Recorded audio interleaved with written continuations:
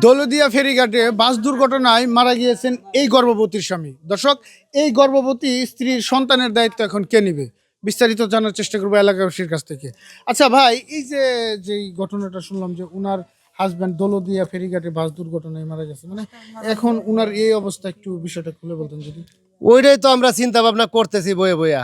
এই যে একটা অসহায় মহিলা বাচ্চা পেটে স্বামীটা মারা গেল, এখন এই মহিলার দেখশন কে করব, এই স্বামীর দায়িত্ব কে পালন করব, এইটাই আমরা এখন বয়ে বয়ে এরকম একটা চিন্তা ভাবনা। যেই লোকটা বাস দুর্ঘটনায় মারা গেছে তার কি কোনো ভাই বা আত্মীয় স্বজন এই বাড়িতে আর নাই? কেউ নাই? না, তার এরকম কোনো ওই ঘনিষ্ঠ কোনো আত্মীয় স্বজন এই বাড়িতে আর নাই। দর্শক, তো দেখতে পারলেন যে যেই লোকটি বাস দুর্ঘটনায় নিহত হয়েছে তার কোনো ভাই বা আত্মীয় স্বজন এই বাড়িতে কেউ নাই। হ্যাঁ, সে গর্ভবতী অসহায় অবস্থায় এই জায়গায় পড়ে আছে। তো আমরা একটু তার সাথে কথা বলার চেষ্টা করব। আপু, আপনার আসলে যদি একটু কথা বলতেন আমাদের সাথে। আপনি এখন কি করতে চাচ্ছেন একটু যদি খুলে বলতেন। ভাই আমার গলা দিয়ে আওয়াজ বের রে ভাই, আমার স্বামী মরে গেছে ভাই। আচ্ছা, এটা আসলে খুব দুঃখজনক একটা ঘটনা। আপনার এই সময় আপনার স্বামী হারানো গেছে। তো আসলে এখন আপনি কি করতে চাচ্ছেন? আপনার কি বাবার বাড়ির কোনো লোকজন আছে? না ভাই, আমার কেউ নাই ভাই, আমার স্বামীটাই আমার সব কিছু ছিল ভাই। দর্শক, তার মানে বোঝা যাচ্ছে যে আসলে উনার দায়িত্ব নেওয়ার মতো এখন এই অবস্থায় কেউ নাই। তো আমরা দেখি এই জায়গায় যারা যারা আছে তারা কি বলে। আচ্ছা ভাই, আপনি একটু কথা বলেন তো যে আসলে এই যে অসহায় একজন গর্ভবতী মহিলা এখন যে অবস্থায় আছে তার দায়িত্ব নেওয়ার মতো কেউ কি আছে, বা আপনাদের মধ্যে এই ধরনের? দায়িত্ব ভাই কেরা নিব, কোন ঘটনা হয়েছে একজনের বউ আরেকজনকে নিবার চায়, এখন এটা কেরা নিব তো আমি তো কইতে পারতেছি না ভাই, এগুলো কি আমরা নিতে পারুম কোন? আচ্ছা আচ্ছা আচ্ছা আচ্ছা, বুঝতে পারছি। তো দর্শক, আমরা একটু ওই পাশে দু একজন আছে, আমরা তাদের সাথে কথা বলার চেষ্টা করব। আচ্ছা, আপনারা একটু যদি কথা বলতেন, এখন আপনারা কি করতে চাচ্ছেন এই অবস্থায়? এখন আমরা আর কি করবো, এখন তো বাপের বাড়ি বলতে কি ওনার ভাই আছে, এখন তো ভাইও তো সেরকম মানে দায়িত্ব নিতে চাচ্ছে না। আমার কেউ নাই, আমার এই বাচ্চার দায়িত্ব কে নিবে? আমার কেউ নাই। এখন আমরা এবার কি করবো, এখন দেখি কি করা যায়। ঠিক সিদ্ধান্ত নেই না, আগে বাচ্চাটা হোক ভালোভাবে, হ্যাঁ, তারপর দেখা যাবে সিদ্ধান্ত পরে নেওয়া কি হবে। সিদ্ধান্ত নেওয়া যায়। আমি সরকারের কাছে দৃষ্টি আকর্ষণ করতেছি আবার এই সন্তানের দায়িত্ব নিতে।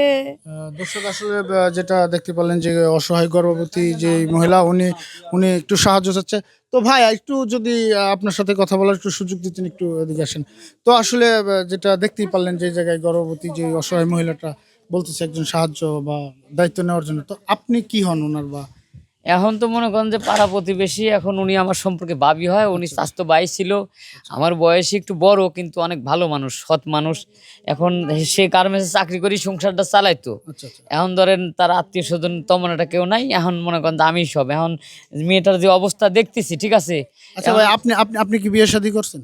না, আমি এখনো বিয়ে শাদী করি নাই। আপনি নিয়ে লন বিয়ে শাদী আসলে কি, আমার তো মনে করেন যে আমার আসলে চেহারা সুরও অতটা ভালো না, আমারও মনে করেন যে ওই বিয়ে শাদী হয় না, বুঝছেন, বয়স হয়ে গেছে। তো আমি এখন চিন্তা ভাবনা করছি, যদি মেয়েটা যেহেতু কষ্টে আছে ভাই, আপনারা যদি সবাই সম্মতি থাকেন, এখানে যদি সবাই রাজি থাকে, আমি এই মেয়েটার দায়িত্ব নিবে চাই, এর বাচ্চার দায়িত্ব নিবে চাই।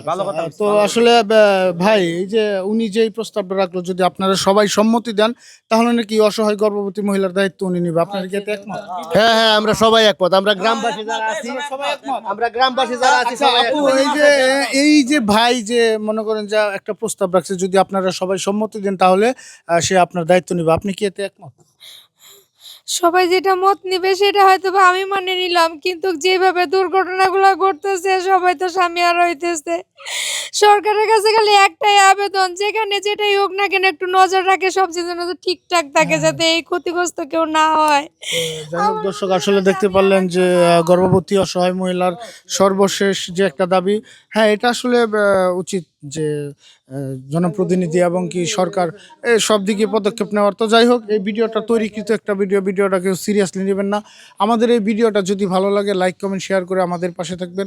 তো দেখা হচ্ছে পরবর্তী কোনো এক ভিডিও নিয়ে, ততক্ষণ ভালো থাকবেন, সুস্থ থাকবেন, আল্লাহ হাফেজ।